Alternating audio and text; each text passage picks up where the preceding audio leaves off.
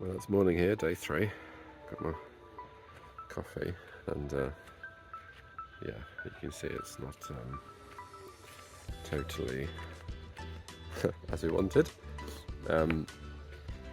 It's not quite as rigid as I thought it would be, but I think once we get the end pieces in, sort of, there'll be wooden, let's call them door frames, but they're not. Then we should be alright. And then there's a couple of footers still to go in as well. I'll just talk you through some of the cover the camera. Some of the funny things I think here.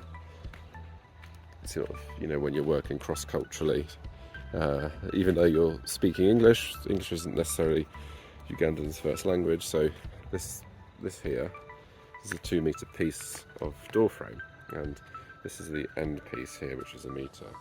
And I probably said about 5 or 6 times, don't cut it, we just want the 3-meter piece. But because I called it a door frame, we got a door frame, and these are too short because they're 2 meters and we need to be going right to the top of the arch. And then the other funny thing was I wanted 14 of these pieces. We got 70 because the simple reason being, one piece I think is probably around this thickness, and they just cut it into 5. So when I said 14 pieces, they gave me 14 bits like this, and then chopped them all. So we've ended up with way more bits of timber that we need. But actually, it's fine because it's not as rigid as we need it to be. We'll probably use some of these pieces to sort of cross brace on the inside if we need to. So I think the plan this morning is I want to quickly, the other feet have arrived, so we'll put those in. This one, I'm not quite sure what we're going to do here. Basically, this is slightly too thick, I think, so it's not going into the pole very well. Just a quirk in how that was manufactured. So yeah, gotta sort that out. But the plan today is spend the morning looking at this polytunnel. I'll sort out the BSF in a moment because Kampura, who would be doing that, has got to go home because his kids are a bit ill. And then in the afternoon, the plan is to ask Richard to help us with the feed trial for the fish. So me, him, and Samuel sit down and work out a feeding regime for the BSF. For the fish, so that we can feed them as we should. I see some scraps being collected and the dog's eating them. So yeah, I think we'll make some good progress. I'm hoping we'll get it up today. I think that may be a bit optimistic for this morning. But if I can get the framing done, then it's the plastic, and then hopefully we're cooking. So look at this. We've got a parcel. In here we got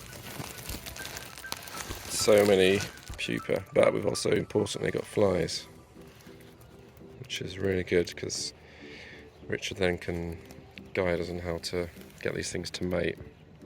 You see them? So they're not, you see how rubbish he could just catch in his hand, they're rubbish flies, and they exist only to mate. They're not going to do anything else, they just drink water, they don't eat. So that's one advantage to this, to BSF again, is that you're not dealing with house flies, which nobody likes. So yeah, that's great. So we'll put these, it's got 5 kilos of pupa in there, we'll put them in this polytunnel eventually, once we get it done. We've just managed to get the feet sorted, a few issues there. Gaffer tape, unzip ties to the top, and it's looking much more robust, I think you'll agree.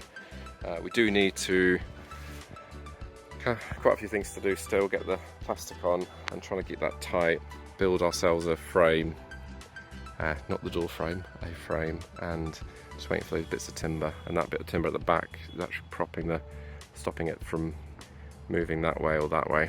So once we get that in, it will stop it doing that both ends, and then we may adjust some of this timber, we're going to use it somewhere, may add that in for a bit of rigidity. So it's a bit like a tent, when it always feels floppy, it's like going to fall over any moment, but as soon as you put tension on the thing, it works, right? Same sort of principle here. So there we have it. I actually got one on me. They hang them up, and there's a couple that you can see hatched already. See these cats? It's the same problem we've got with rats with this, so it's not perfect, but it will do for a day or two. and whilst we get the polytunnel ready. So let me get to it, and you can see what we've done with the flies. All hanging there, pupating. So sorry, hatching. The pupa are hatching. And then you can see the tunnel. It's looking way better now. I'll zoom out a bit so you can see.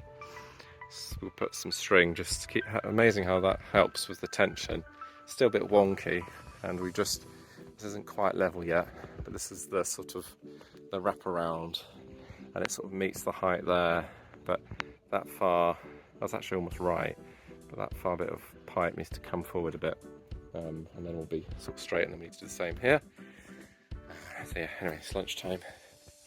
I wanted to do this before lunch, or around lunchtime, or we're not there yet, but I've attached the it's called the bits of wood to the plastic, so then that will just lift that across, put it around. So we've got a couple of lean-tos that we can jump onto, and then we will be able to put the plastic. And then once the plastic's in place, it should become even more taut. So slowly by slowly, we're getting there. 2 hours later. Oh, I can't quite believe the time. It's 5 o'clock, well, 20 past 5, and this is the progress. So I did know it was going to take longer, but I think I'm always optimistic that it won't. But we've got all the feet in. Started that this morning. We're waiting ages for the wood's come. Got it all nicely sort of lined up. I mean, that one, that looks really wonky, doesn't it? That back piece, but could be slightly too tall, or it's just not over properly. But anyway, we will adjust as we go, and then we just need to get this frame up tomorrow. But we've got quite a lot of people coming, so that would help us, I think. Rich is just doing the feed fish trial with Samuel and Pauson. Maggots are happy. It's looking nice and less wet. Keep adding rice husks for the consistency. They're not going to eat that, and then some sawdust to sort of absorb the moisture. The rice husks actually are quite good because Rich was telling us, they will act as a sort of stop it turning into clay, I guess. Sort of give it a bit of structure to the substrate. So yeah, right. Let me go and join them. Made a coffee, and yeah, I think pretty pleased with what we've done so far. Does look like a polytunnel. Just need to put the frame up, and hopefully that won't be too laborious. But I said this today, so anyway, we've got tomorrow morning to do that, and then in the afternoon we'll do some training off everybody. We've got Siobhan our new starter. So coming to the end of day 3, and yeah, we heard a lot of those. I think I said President Museveni was in town. Well, we didn't go to see him, but there's a lot of commotion. You could hear helicopters flying. We're taking him around on the radio and television. It's been a good day. So it's the end of day 3. Decided to come out here after dinner just to fix that end post, but I think you can tell it's looking way better. Just the shape is not so just not hoopy.